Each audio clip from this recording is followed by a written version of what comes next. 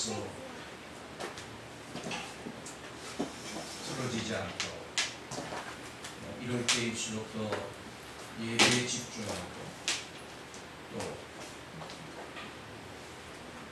온 성도들이 마음을 모아서 하나님 앞에 경건한 예배, 신령과 진정으로 드리는 예배가 될 수 있도록 기도하고 마음을 모으고 힘을 써야 될 것입니다. 신앙의 자세가 사회적인 분위기, 모든 것으로 인해서 여러 가지 부분에 흐트러지기 쉬운 이때에 마음을 모아서 예배 드리기를 원합니다. 공식적으로 우리 대전시에서는 50명까지 예배당 안에서 방역 수칙을 지키면서 예배 드릴 수 있도록 이렇게 방침을 정했습니다. 그래서 가능하면 다 다른 교실 또 가정에서 드리는 예배보다 이 예배당에 나와서 주의를 지킬 수 있기를 바랍니다. 그것이 최선의 일이고 하나님 기뻐하시는 일입니다. 부득이한 경우에 인터넷으로 송출하는 예배에 참여하셔야 되겠습니다만, 그렇지 않으면 모두가 함께 모여서 드리는 예배, 그것이 더 집중되는 예배고 하나님 앞에 영광스러운 예배를 드릴 수 있는 분위기가 되는 것입니다. 그러니까 마음을 모으고 정성을 모아서 오늘 아침 예배가 하나님 보시기 아름다운 예배로, 하나님 기뻐하시는 예배로 드려지기를 바랍니다. 다 같이 기도하겠습니다.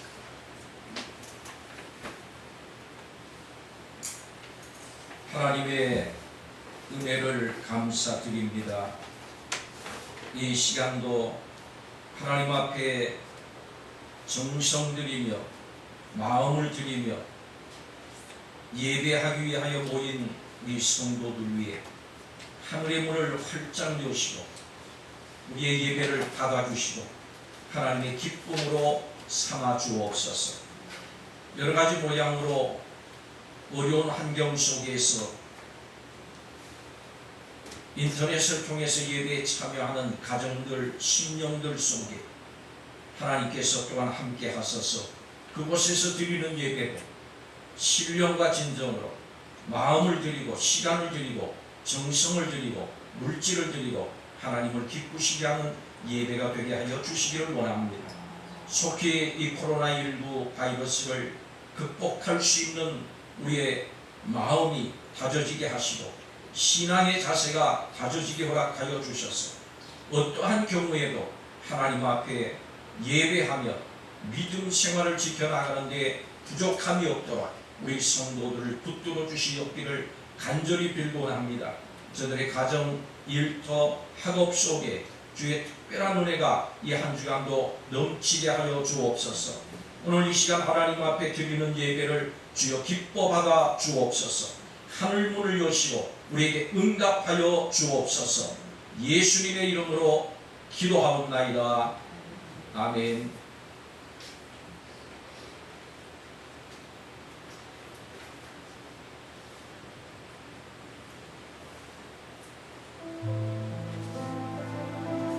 할렐루야. 이 시간 주님 사랑합니다. 우리의 마음에 고백을 하는 시간이 되기를 원합니다. 예수 사랑해요. 찬양합니다.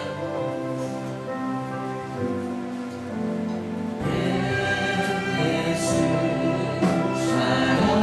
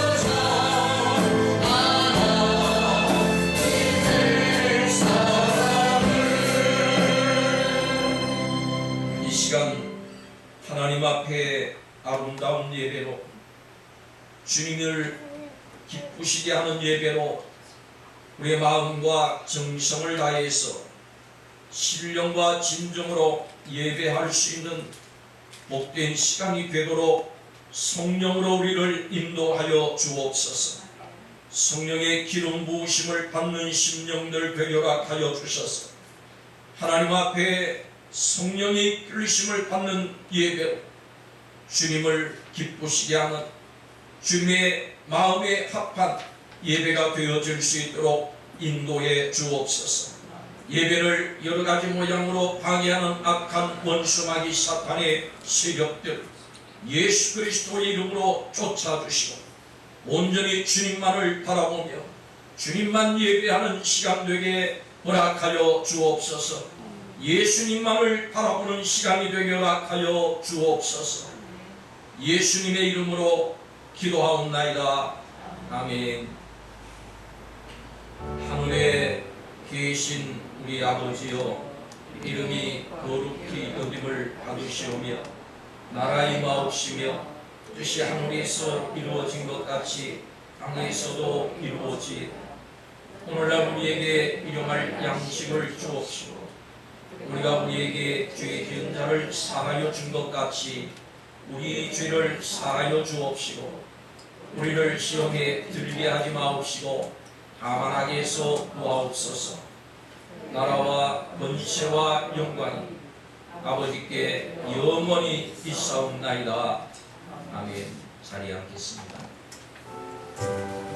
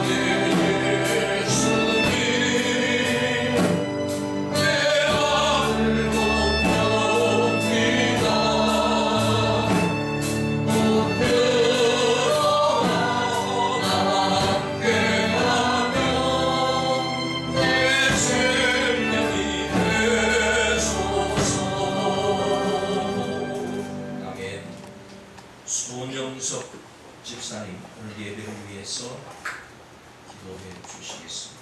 다 같이 기도.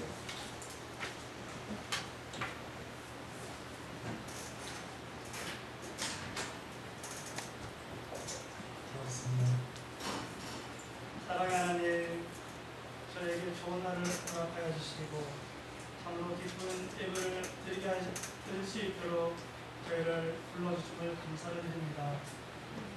역사의 주인 되시며 생명의 주가 되신 하나님, 모든 영광과 찬양을 아버지께 올려드립니다. 주님 영광 받으시고 이 예배를 축복하여 주소서. 오랜 장마와 더위, 태풍이 가고 이제는 가을의 분위기가 와 있습니다. 그러나 연초부터 시작돼 코로나는 아직도 우리의 몸과 마음을 죽이고 우리의 많은 일상을 갈아먹고 있습니다. 주님, 이 환난과 재난이 속히 지나갈 수 있도록 인도하여 주시기를 간절히 기도합니다. 많은 어려움과 혼란 속에서도 저희들에게 희망을 주시고 주님을 의지하며 사이하심을 감사를 드립니다. 또한 일주일의 삶을 되돌아봅니다. 주님의 자녀답게 세상에 빛이 되지 못했고 주님을 알아보지 못하고 세상의 일로 방심하고 염려하며 구별된 삶을 살지 못했음을 고백합니다. 우리의 연약함을 불쌍히 여기시고 우리의 죄를 용서하여 주옵소서. 우리의 시선이 흔들리지 않도록 도와주옵소서. 하나님, 코로나로 인하여 고통받는 이웃과 형제들을 위로하시고 저들에게 긍휼을 베풀어 주셔서 하나님 말씀을 더욱 붙들고 의지하며 주님께만 소망을 두게 하옵소서. 오늘도 코로나 때문에 교회에 모이지 못하고 각 가정에서 온라인으로 예배를 드리는 가정이 많이 있습니다. 주님, 한 가정에서 드려지는 모든 예배를 받아 주옵시고 축복하여 주시며 동일한 은혜를 주옵소서. 우리의 몸은 성전에 모이지 못할지라도 주님을 향한 우리의 마음과 믿음은 더욱 간절한 소망으로 채워지게 하옵시고 신령과 진정으로 드려지는 예배가 되게 하옵소서. 오늘도 주의 말씀을 전하시는 귀한 목사님을 통하여 주의 음성을 듣게 하시고 코로나 시대에 우리가 나아갈 길을 찾는 생명의 말씀이 되기를 바라며 우리 모든 주님께만 영광을 올려 드릴 수 있도록 이 예배를 주관하여 주옵소서. 예배를 위해 방역과 청소, 찬양단으로 수고하는 모든 헌신하는 분들을 위로하여 주시고 축복하여 주옵소서. 사랑의 주님, 예수사랑교회와 모든 가정을 지켜주옵시고 특별히 코로나 때문에 일상의 삶이 끊어지지 않도록 축복하여 주옵소서. 주의 백성들이 언제 어디서나 주님과 함께 할 수 있는 믿음을 주시옵고 우리의 믿음이 더욱 강건하여서 항상 주님과 먹고 마시며 함께하는 삶이 되게 하시옵소서. 일부 주의 백성들이 믿음을 가장한 확신 때문에 세상의 빛과 소금이 되어야 할 곳에서 세상의 비난의 대상이 되고 있습니다. 주님, 믿음을 지킨다는 명분 속에 거칠어진 우리들 마음은 없는지 돌아보게 하옵소서. 정의를 일으켰다는 신념 때문에 다양한 이웃을 품을 수 있는 자리를 잃어버리지는 않았는지 돌아보게 하옵소서. 우리의 믿음이 형식과 습관에 매여 있는 믿음이 아니라 무엇을 하든지 주 안에서 주님과 함께하는 삶이 되게 하옵소서.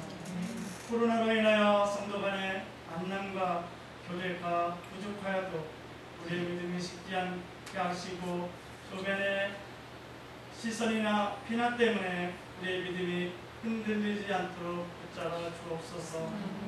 주님은 유일하신 구원자가 되시며 지금도 우리와 함께 하심을 믿습니다. 다만 저희들이 지혜가 부족하여 주님의 뜻을 다 헤아리지 못하고 있습니다. 주님, 하시는 일을 보고 듣고 느끼는 지혜를 저에게 주옵소서. 이 나라와 이 민족을 긍휼히 여기시고 정치인과 이중자에게 하나님의 섭리를 깨달아 신실하고 올바른 정치를 함으로 사회에 분란이 일어나지 않고 좀 더 안정된 나라가 되게 하시며 참된 평화 통일을 허락하여 주옵소서. 우리의 죄를 구원하시며 살아계신 예수님의 이름으로 기도드립니다. 아멘.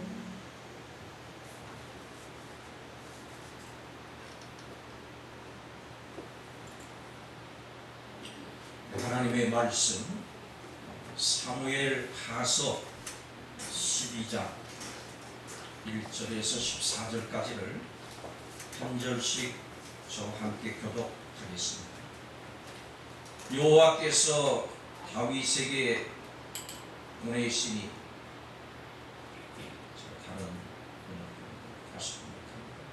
여호와께서 나단을 다윗에게 보내시니 그가 다윗에게 가서 그에게 이르되 한 성읍에 두 사람이 있는데 한 사람은 부하고 한 사람은 가난하니 그 부한 사람은 양과 소와 심이 많으나 가난한 사람은 아무것도 없고 자기가 사서 기르는 작은 암양 새끼 한 마리뿐이라.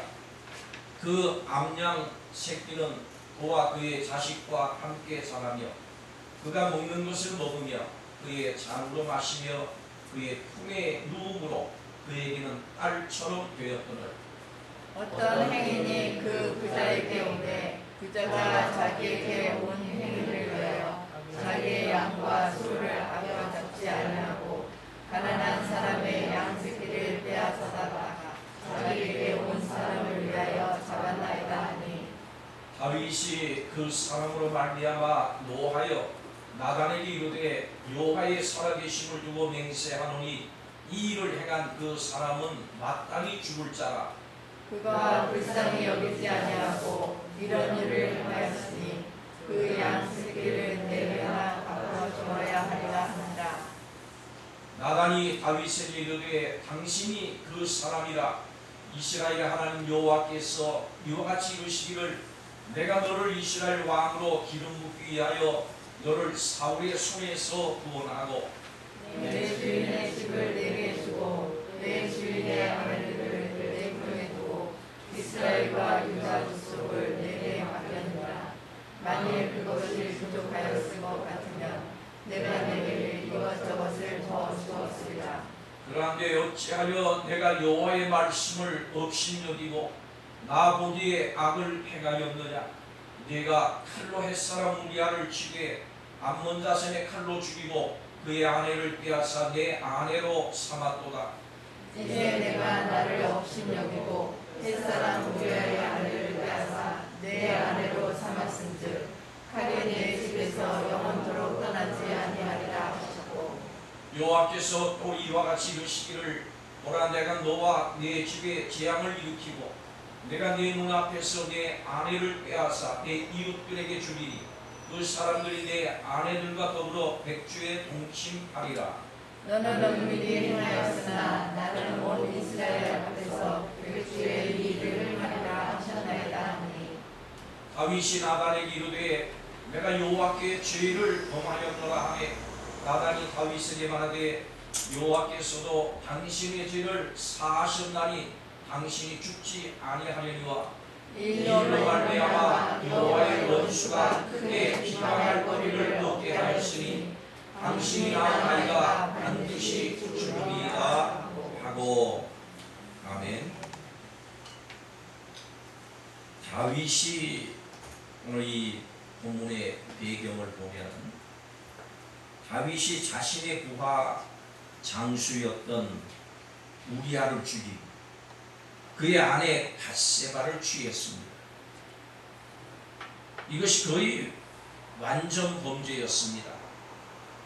이때 당시 고대 사회의 분위기를 보면은 왕이 행하는 어떤 일이든지 묵인될 수가 있었어요. 왕을 죽일 수 있는 사람, 왕에게 정죄할 수 있는 사람이 없었습니다. 왕은 절대적인 권력을 가지고 있었습니다. 그렇기 때문에 왕이 은폐를 하면, 왕이 죄를 덮어두면 자기가 고백하지 않는 한은 완전 범죄가 되는 것입니다. 아무도 거기에 대해서 이의를 할 수가 없어요. 그런데 사람은 침묵할지라도 하나님께서는 침묵하지 않으셨어요.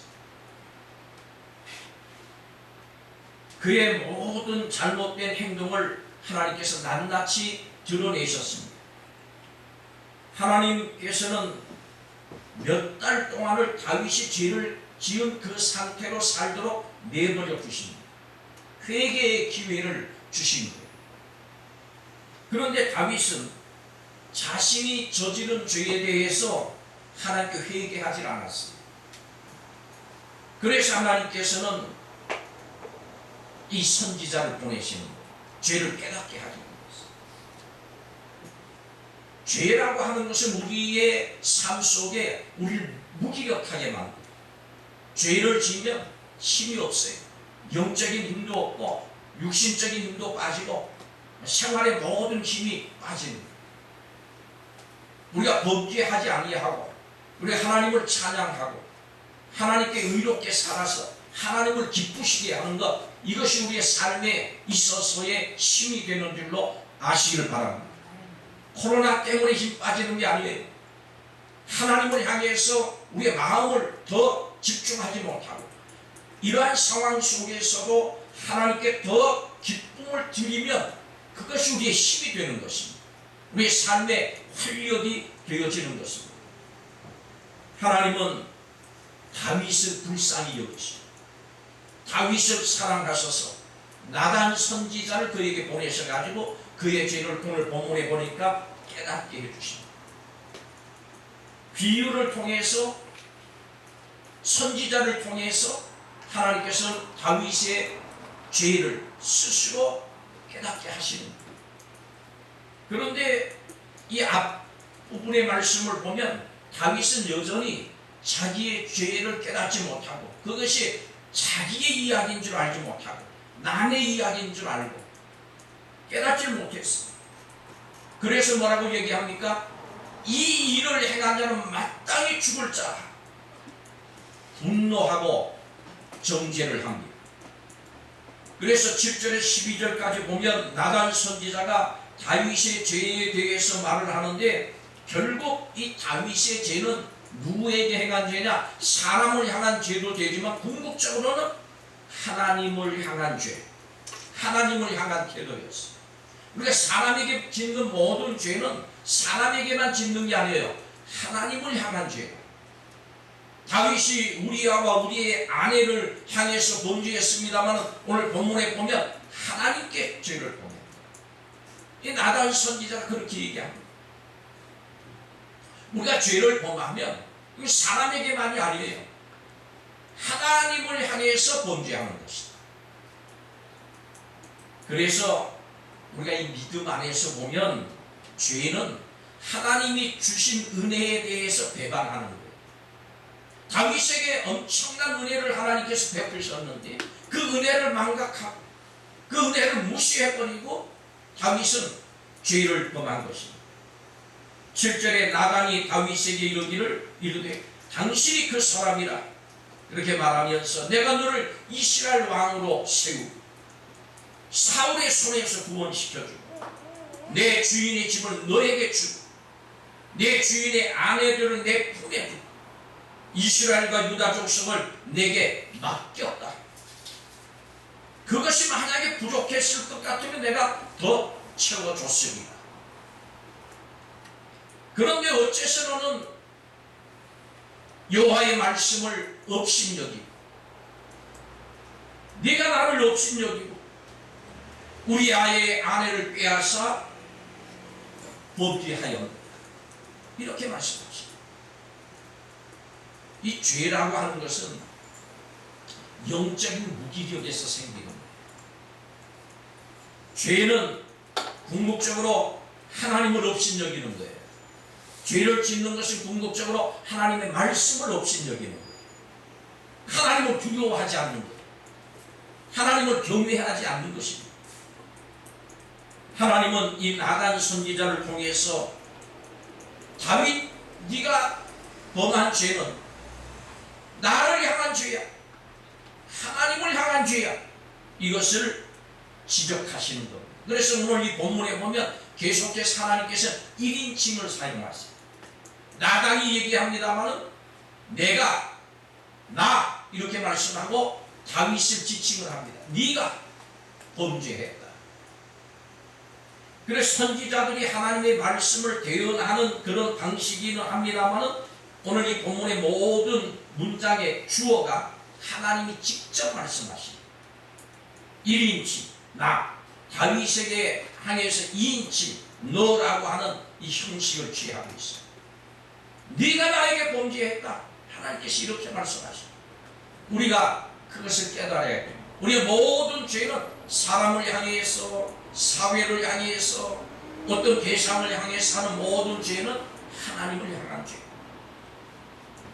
13절의 말씀에 보니까 이러한 말씀에 대해서 다윗의 반응이 나옵니다. 내가 여호와께 범죄했습니다. 내가 하나님께 범죄했습니다. 그러면서 이 시편 51편을 보면은 다윗이 자기가 지은 죄에 대해서 철저하게 회개하는 장면이 나와요. 고통스러워하는, 지은 죄를 인해서 마음 아파하는 그런 모습이 나와요. 하나님, 나의 죄를 맑게 씻겨 주옵소서.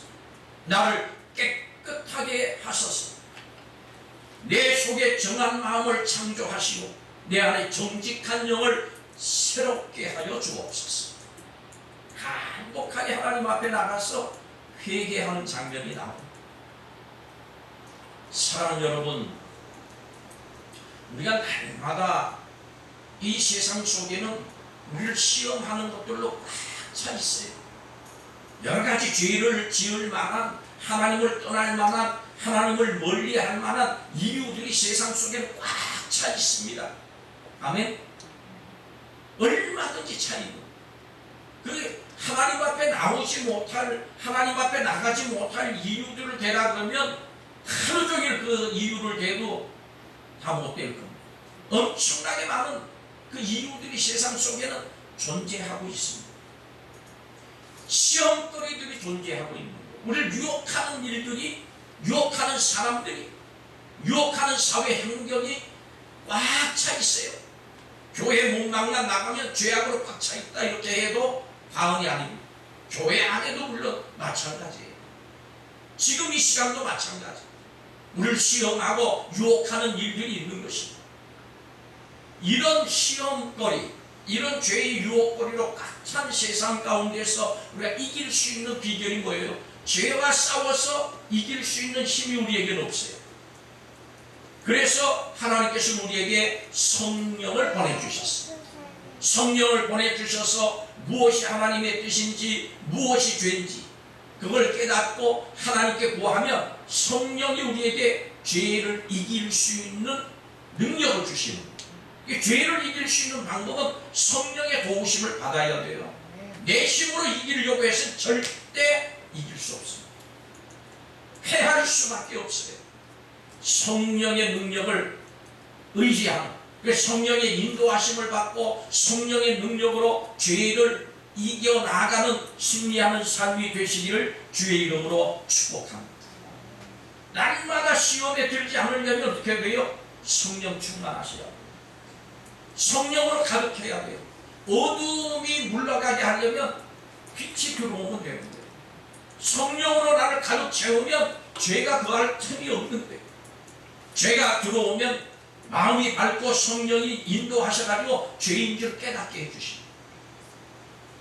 그 성령을 의지해서 하나님 앞에 기도하면 그 성령의 능력이 되셔서 죄를 이기는 생활, 죄를 범하지 않는 생활 되는 것입니다. 그래서 이 우리의 삶 속에 여러 가지 모양으로 정황들이 죄를 짓고 하나님을 떠나고 하나님을 배반하고 알면서도 범죄하는 일들로 꽉 차 있는 세상인데, 이런 세상 가운데 살면서 우리가 부끄러운 일이 일어나지 않도록 하나님 앞에서 부끄럽지 않은 신앙생활을 할 수 있도록 하나님 앞에서 내 자신을 돌봐야 돼요. 이 성경 말씀 깨어있어요. 하나님의 말씀이 나를 깨워야 돼요. 깨어서 내가 하는 모든 일들이, 내가 사는 생활들이 과연 하나님 보시기에 합당한 것입니다. 이걸 봐야 돼. 볼 수 있어요. 어두운 가운데 있으면 이게 뭔지 알지 못해. 이게 죄인지 아닌지 알지 못해. 정말로 진짜 세상 속에서 죄인지 아닌지 구별할 수 있는 것은 하나님 앞에 나올 때, 그때 비로소 죄인지 아닌지 알 수 있어요. 세상 속에서 죄인지 아닌지 아는 것은 우리 이성적으로, 윤리적으로, 도덕적으로 판단해요. 그러나 그것이 다가 아니에요. 영적인 범죄함이 있는 거예요. 진짜 범죄함은 하나님 앞에 나와요. 그래 자기가 죄인인 것을 깨닫게 되는 것이죠. 그래서 부끄러운 일이 생기지 않도록 우리 자신을 돌아보면서 뭐 해야 되느냐? 회개해야 되는 것입니다. 자기 자신을 바르게 깨닫는 자라야 회개할 수 있어요. 신앙생활에 있어서 이 회개라고 하는 것은 굉장히 중요한 것입니다. 회개하지 않으면 망하리라. 성경의 말씀. 너희도 회개하지 않으면 이와 같이 망하리라. 회개하지 않으면 망하리라. 복음 중에서 중요한 요소 중에 하나가, 우리의 신앙생활 속에서 중요한 요소 중에 하나가 회개예요. 가장 기초적인 거예요. 세례 요한은 그래서 그의 사역을 시작하면서 회개하라 그렇게 외치지 않습니다. 예수님께서도 그의 공생의 사역을 시작하면서 하신 첫 번째 말씀이에요. 회개하라. 사도 베드로도 이 유대인들을 향해서, 세상 사람을 향해서 우리가 어찌할까 할 때 가장 먼저 이야기한 것이 회개하라. 회개가 중요해요. 바울도 사도행전 26장에 아그리빠 왕 앞에서 이렇게 얘기합니다. 회개하고 하나님께 돌아오라. 유대인을 향해서, 이방인을 향해서, 세상 사람을 향해서 우리 하나님께서 우리에게 원하시는 것이 뭐냐? 회개하라고 하는 거예요. 어떤 집들이 지어져 있는 곳에 그 지역을 새롭게 단장하기 위해서 두 가지 방법이 있는 것 같아요.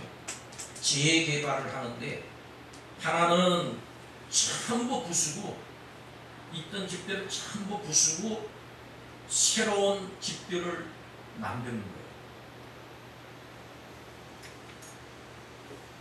또 한 가지 방법은 있던 집들을 그대로 놓고 조금씩 보수를 하는 거예요. 바꾸는 거예요. 그래서 미관상 보기 좋게 만드는 거죠. 성경은 우리에게 말씀하기를, 우리는 재개발을 하되 정비하고 고쳐서 되는 사람들이 아니에요. 우리는 어떻게 되냐? 우리는 새 것이 되었더라.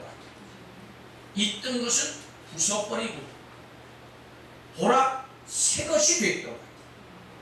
이것이 우리에게 필요한 거예요. 어느 정도 내 마음을 고치고 어느 정도 내 생활을 고쳐가지고 될 사람들이 아니에요. 고쳐서 될 일이 아니에요. 새 것이 돼야 되는데, 이 새 거가 되려면 어떻게 해야 되나? 갈아엎어야 돼요. 성경 그걸 기경한다 그랬어요. 이 기경하는 것이 뭐냐? 마음밭을 갈아엎어야 돼요. 기경하는 것은 논이나 밭을 만들기 위해서 땅을 갈아엎는 거예요. 속에 있는 걸 드러내요. 그래가지고 갈아엎어야 논밭이 제대로 될 수가 있는 것이죠. 그 기경한다 그러죠. 회개는 뭐냐 하면 새로운 사람이 되기 위해서 마음을 갈아엎어야 돼요. 고쳐서 될 일이 아니에요. 부숴버려야 돼요. 그래야 좋은 집을 지을 수 있는 거예요. 호세아 10장 12절에 보니까 너희 마음의 묵은 땅을 갈아엎으라. 기경하라. 그렇게 말씀합니다. 지금은 나 여호와를 찾을 때라. 언젠가는 내가 너희에게 구원의 복을 쏟아부어 주겠다. 기경하면은 복을 쏟아부어 주겠다. 갈아엎어야. 만약 이렇게 갈아엎지 않으면, 회개가 없으면 어떻게 되느냐? 성경 말씀에 보면 회개하지 않으면 망한다. 누가복음 13장에 보니까 그때 어떤 사람들이 예수님께 와가지고 이런 얘기를 합니다. 빌라도가 제사를 드리고 있는 갈릴리 사람들을 죽였습니다. 얘기해요. 왜? 갈릴리 사람들이 얼마나 죄가 많으면 제사를 드리고 있는데, 하나님께 예배를 드리고 있는데 죽이셨습니다. 죽게 했습니다. 이 말씀을 들은 예수님께서 뭐라고 말씀하시냐면, 이 갈릴리 사람들이, 제사를 드리다가 죽은 사람들이 그런 변을 당했다고 해서 다른 모든 갈릴리 사람보다 죄가 더 많다고 생각하냐? 그 벌받았다고 생각하냐? 그렇게 말씀하시면서 결론이 이렇게 지어요. 아니야, 내가 너희에게 말하지만 너희도 회개하지 않으면 다 그와 같이 망하리라. 너 왜 죽었냐? 회개하지 않아서 죽어.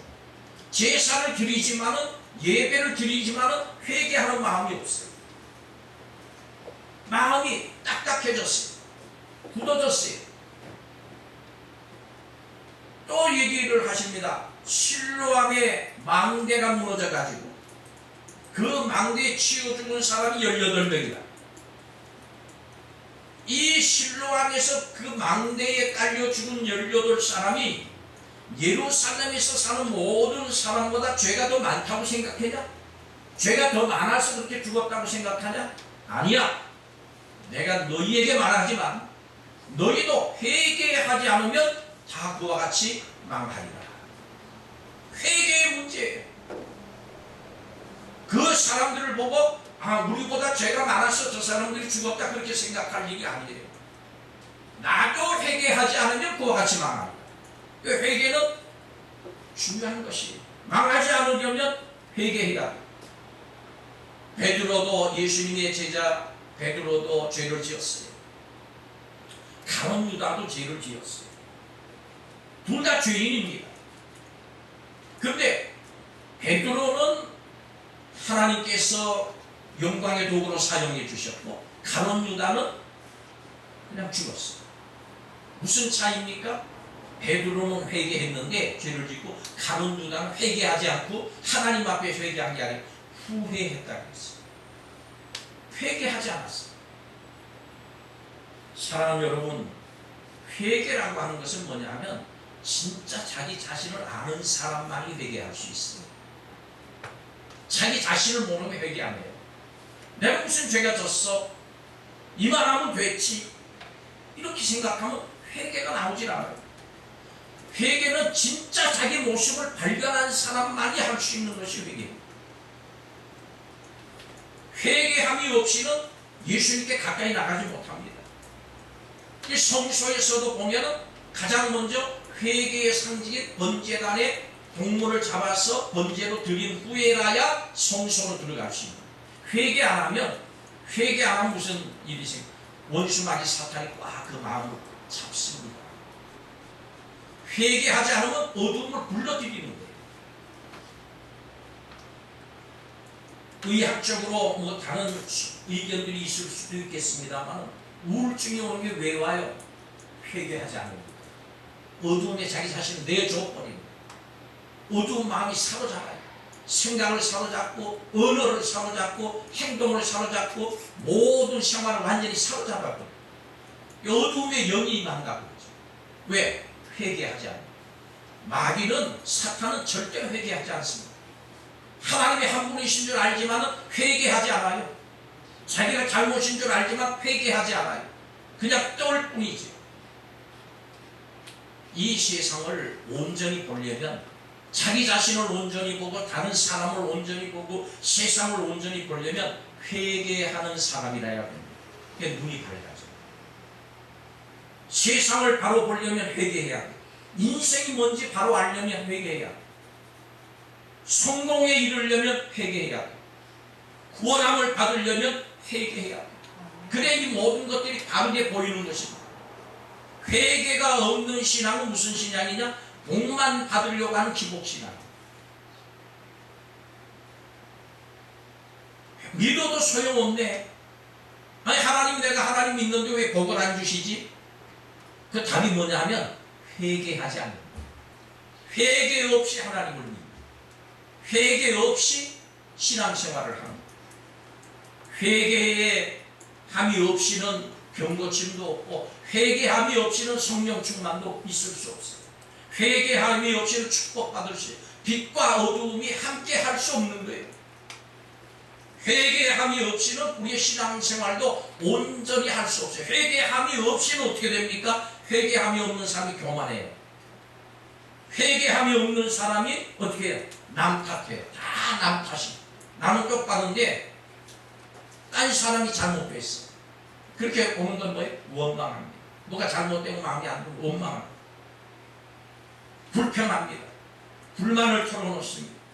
남을 쉽게 비판합니다. 이게 회개함이 없는, 하나님 앞에 철저히 회개하는 사람은 겸손하지 않을 수 없어요. 하나님 앞에 철저히 회개하는 사람은 남 탓할 수가 없어요. 모든 이 세상에 잘못되어지는 것, 우리의 가정, 우리의 가족, 모든 것이 내 마음에 안 들고 잘못되어지는 이유를 어디서 찾느냐? 나에게서 찾는 거예요. 하나님 앞에 회개하는 사람에게는 뭐가 있냐? 감사가 있어요. 하나님 감사. 감사가 없는 신앙생활은 메마른 신앙생활이 되는 거예요. 사람을 향해서, 하나님을 향해서 감사해야 되는 거예요. 나 혼자 잘났어. 나는 완전한 사람이야. 이 세상에 있는 사람, 저 사람도 잘못되고 이 사람도 잘못됐어. 이 교만한 마음 어디서 오느냐? 회개하지 않는 데서 옵니다. 자녀가 철들려면 어떻게 해야 돼요? 자기가 잘못한 걸 깨달아야 됩니다. 자기 잘못한 건 깨닫지 못하고 맨날 엄마 아버지 원망만 하고 생활 환경만 원망만 하면 그건 뭐예요? 아직 철이 안 든 거예요. 그래 그 자녀를 향해서 우리가 뭐라 얘기해요? 너 아직 뭐라 그래요? 멀었어. 자기 자신을 모르니까.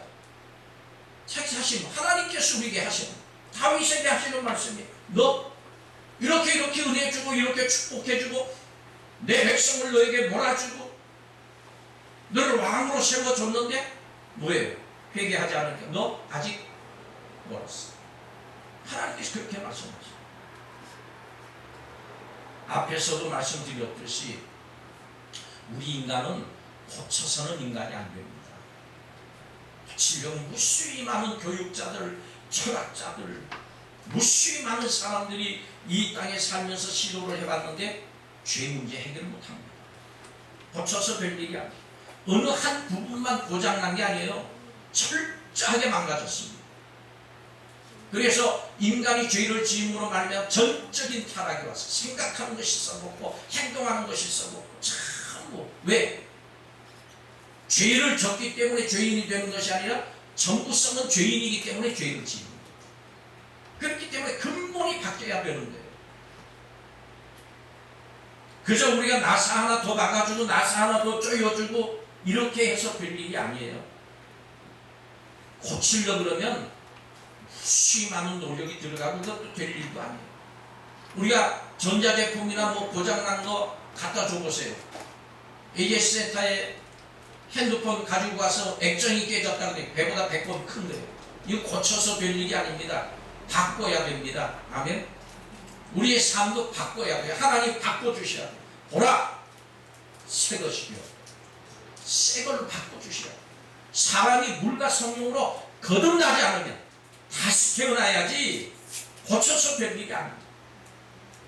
예수님 이름으로 침례받고 성령 받아서 새롭게 태어나야지. 그 예수님께서 이 땅에 고쳐서 될 일 같았으면 예수님이 이 땅에 오실 이유가 없어요.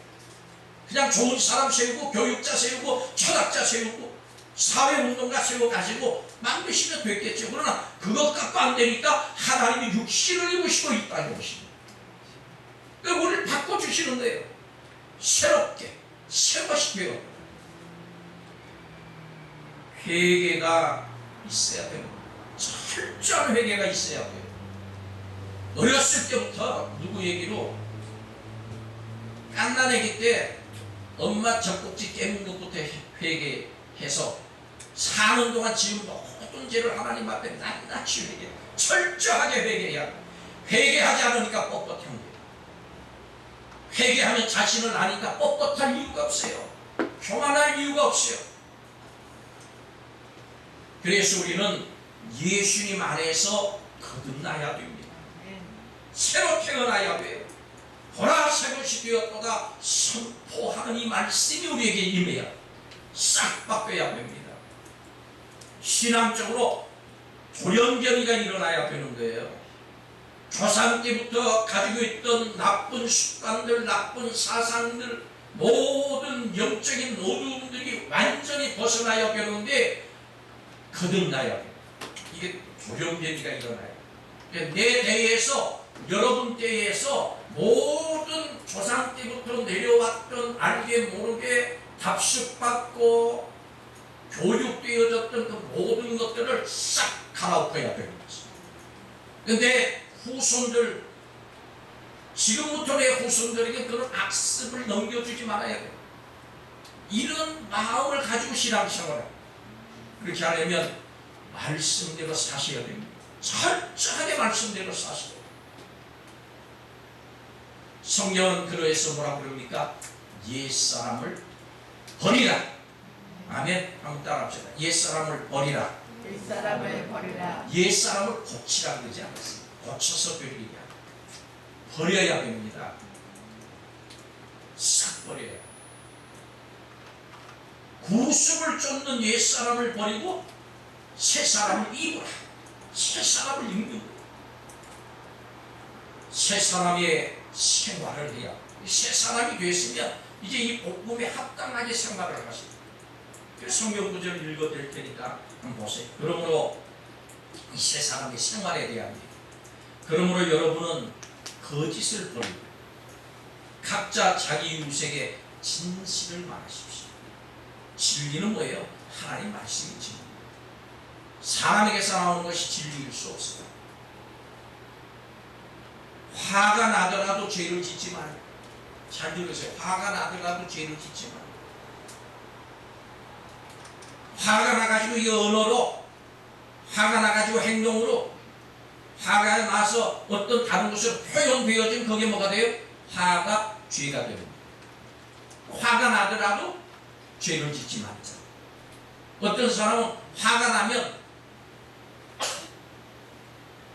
화내세요. 쌍술 하세요. 마음에 내키는 대로 해버리세요. 아닙니다. 성경은 그렇게 말씀하세요. 하나님께서 그렇게 가르치시죠. 해가 지기 전에 곧 화를 푸십시오. 아멘. 화를 풀어요. 하나님 앞에 철저하게 회개하고 용서함을 받아요. 화를 풀어요. 그렇지 않으면 마귀에게 기회를 주는 것입니다. 언제라도 죄를 지을 수 있는 전제, 죄를 지을 수 있는 가능성을 가지고 살아요. 도둑질하는 사람은 이제부터 도둑질하지 말고 제 손으로 열심히 일하여 선한 일을 하십시오. 더러운 말은 입 밖에 내지도 말고 기회가 되는 대로 남에게 도움이 될 만한 유익한 말을 하십시오. 하나님의 성령을 근심되게 하지 마십시오. 성령은 우리의 구원에 보증을 해주시는 분이십니다. 여러분은 모든 악독과 격정과 분노와 말다툼과 비방과 모든 악의를 버리고 서로 친절하게 대하고 불쌍히 여기며 하나님이 그리스도 안에서 여러분을 용서하신 것 같이 서로 용서하십시오. 이것이 새 사람의 생활인 것입니다. 이 새 사람의 생활은 철저히 회개하는 데서부터 시작. 자기를 부인해야 돼요. 내 생각 잘못됐습니다. 내 언어가 잘못됐습니다. 내 생활 방향이 잘못됐습니다. 내 기분이 잘못됐습니다. 내 감정이 잘못됐습니다. 자기를 부인해야 되는 거예요. 자기를 부인하지 않으면, 즉 회개하지 않으면 이와 같이 망해요. 신앙의 가장 근본적인 초석은 어디서부터 시작되냐? 회개에서부터 시작돼요. 회개를 안 하니까 생활의 변화가 안 되는 거예요. 철저한 회개가 없으니까 신앙생활에 발전이 없는 거예요. 나는 다 잘 됐다고 생각하는, 나는 잘못된 것이 없다고 생각하는, 아니 내가 뭐 잘 됐나 잘못됐나 이런 개념 자체를 안 갖고 살아요. 그냥 되는 대로 살아요. 회개함이 없이는 세상이 새롭게 되잖아. 내가 새롭게 안 돼. 가정이 새롭게 안 돼. 교회가 새롭게 안 돼.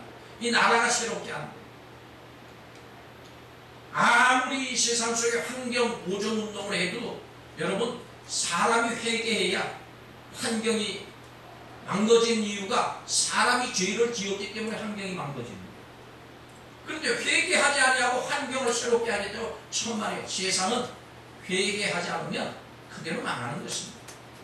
우리 가정도 그렇고 우리 개인도 그렇고 전부 다 우리 여러분의 일터도 그렇고 여러분의 자녀도 여러분의 모든 삶이 회개함이 없이는 온전히 하루 쓸 수 없는 것입니다. 사랑하는 여러분, 이 한 주간 동안을 지나면서 회개에 대해서 하나님 앞에 묵상하시고 같이 하나님 앞에 회개하고 용서함을 얻고 또 용서를 해주고 이렇게 나가는 한 주간이 되시기를 주의 이름으로 축복합니다. 나부터 회개해라. 남 손가락질 하지 마.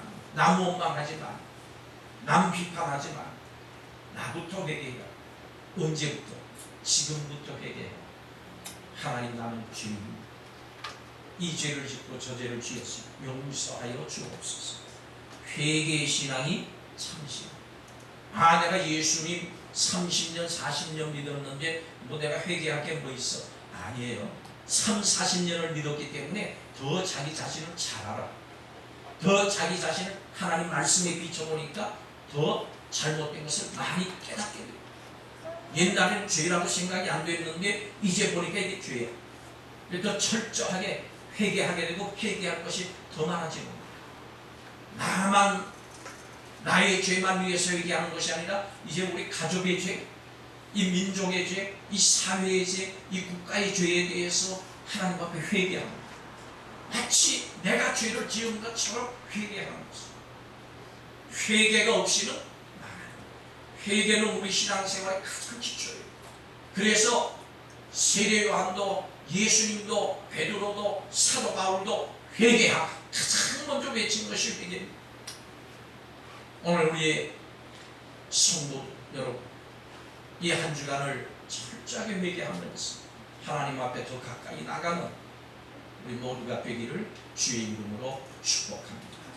코로나19 바이러스가 창궐하는 이 때에 이것을 이길 수 있는 방법이 뭐냐? 회개하는 겁니다. 인간은 죄로 인해서 오는 거예요. 인간의 죄가 만들어낸 산물인 것입니다. 철저하게 회개할 때 하나님께서 우리를 돌이켜 주시고 새 것을 만들어 주실 줄로 믿습니다. 기도하겠습니다.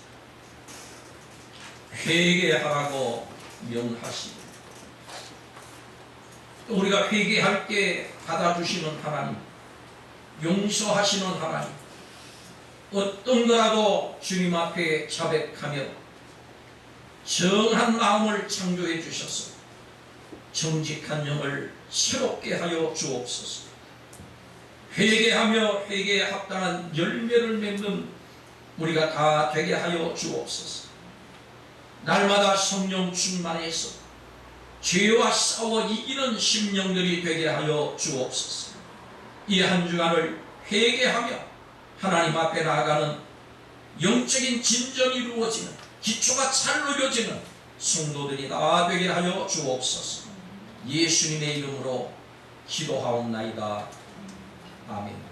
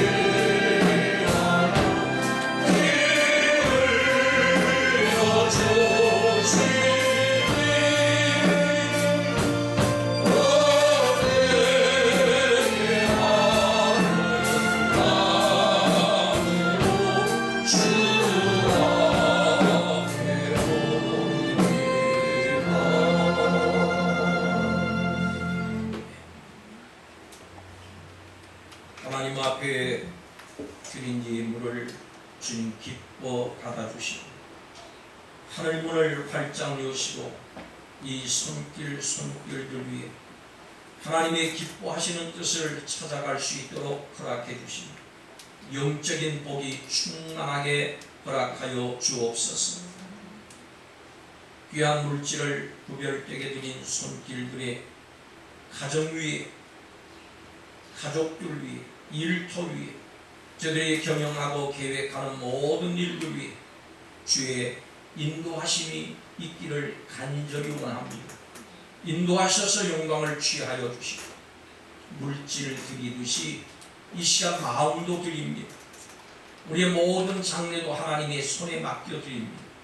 주님께서 붙드셔서 아름다운 길로 인도하시고 홀로 영광을 취하여 주옵소서. 이 물질이 가는 곳에 복음도 따라가게 하시고 물과 성령으로 거듭나 새 사람 되게 하는 복음으로 사는 역사, 영생을 얻는 역사가 있게 허락하여 주옵소서. 이 물질이 사용되는 곳에 아버지 우리 교회가 잘 운영되어서 하나님 앞에 영광 돌리는 귀한 교회로 성장하고 주님의 붙드는 바 될 수 있도록 인도하여 주옵소서. 드린 손길들마다 일터 저들의 장래기부에 복 주실 줄 믿고 예수님의 이름으로 축복하고 기도하옵나이다. 아멘. 당고 주보를 참고하시길 바랍니다. 우리가 예배 실시간 방송을 하고 있는데 분명한 한 가지 사실은 이 인터넷이라고 하는 것이 여러분의 신앙과 여러분의 예배를 대체할 수 있는 것은 아닙니다. 대체품이 아니고 이것은 여러분 신앙에 도움을 줄 뿐입니다. 아멘. 도움을 주기 위해서 하는 것이지 이것을 예배를 완전히 대체하고 여러분의 신앙을 대체할 수 있는 것은 아닌 줄로 아시기를 바랍니다. 그러므로 예배 모여서 예배하시기 바랍니다. 히브리서 말씀처럼 말세에는 모이기를 피해요. 모이는 예배가 참 예배고 부득이해서 모여서 예배 드리지 못할 때 인터넷을 우리 신앙에 도움이 되는 도구로 사용하는 것이죠. 그래서 이렇게 하시고 모이기를 힘쓰시기를 바랍니다.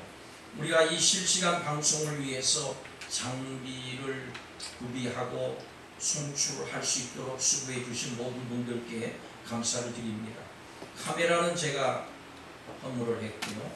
컴퓨터는 임민영 집사님이 헌물을 하셨습니다.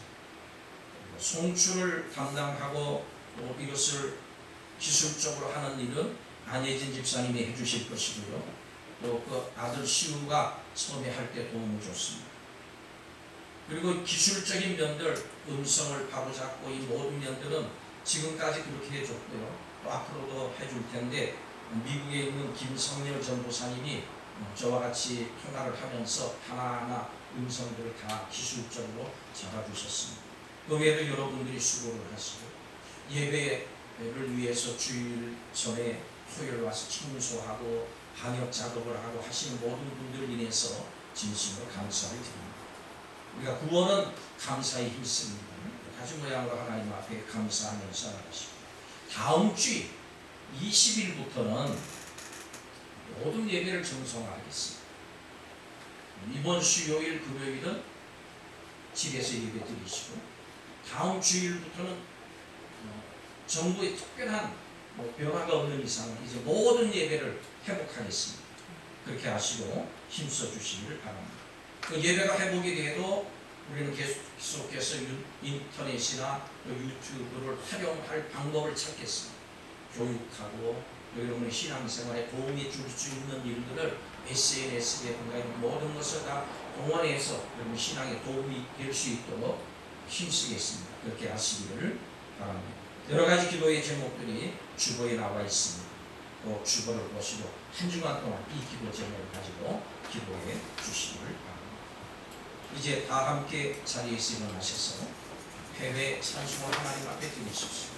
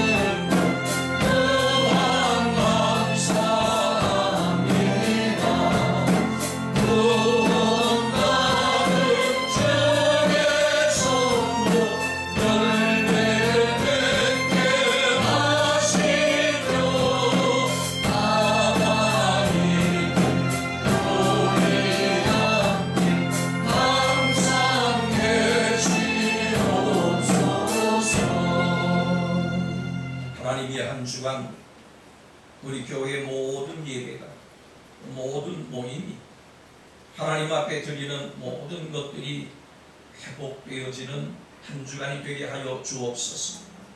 특별히 우리 윤년주일학교를 기억하여 주시고 윤년주일학교 예배가 중고등부의 모임이 회복되어질 수 있도록 은혜 베풀어 주시기를 원합니다. 세우신 교사들 위해 갑절의 은혜를 주시고 강력하게 하나님 앞에 기도하는 주간 되게 하셔서 회복되어서 하나님의 말씀을 먹지 못하는 이들에게 영의 양식을 공급하고 신앙생활을 도울 수 있는 은혜의 한 주간이 되게 허락해 주시기를 간절히 빌고 원합니다. 우리 성도들의 가정, 우리 성도들의 일터, 또 우리 성도들의 행하는 모든 일들, 학교들이 속히 회복되어져 하나님의 은혜 가운데 보호함을 받는 한 주간이 되게 하여 주옵소서. 주 예수 그리스도의 은혜와 하나님의 사랑과 성령의 교통하심이 우리 무리와 함께 계실지어다. 아멘.